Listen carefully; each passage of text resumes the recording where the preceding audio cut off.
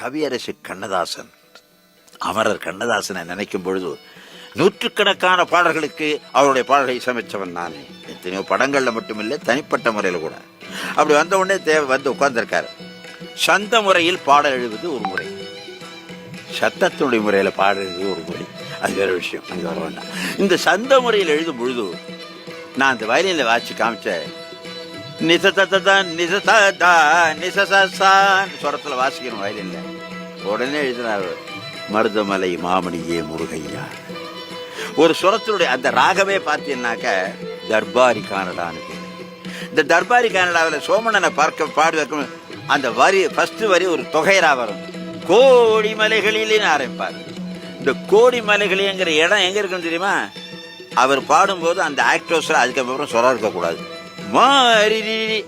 பிடிக்க முடியாது, தெய்வம் பிடிக்க முடியாது அந்த சுருதியில. அது கூட கோடி தான்.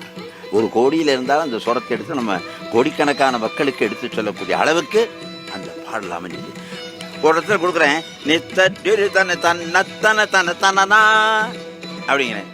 2 நிமிஷம் கூட இல்லை, சக்தி திருமகன் முத்துக்குமரனை மறவேன்னு எழுதுறாரு. சோமண்ண உட்காந்து பிரமிச்சு போற. வேணும்னு என்ன பண்ணேன், நிஜ நிஜ நிஜ நிஜ நிஜ நிஜன்னு ஒன்று வாடுறேன். பனி எது, கடல் எது, மழை எதுன்னு எழுதுறாரு. எங்கேயா போய் கேட்க போறோம்? எப்படிப்பட்ட ஒரு கவிராயர், எப்படிப்பட்ட ஒரு கவிதை, எப்படிப்பட்ட ஒரு கவித்துவம் எனக்கு கிடைச்சது. ஒரே பெரிய மகிமை. அது சும்மா சொல்லக்கூடாது.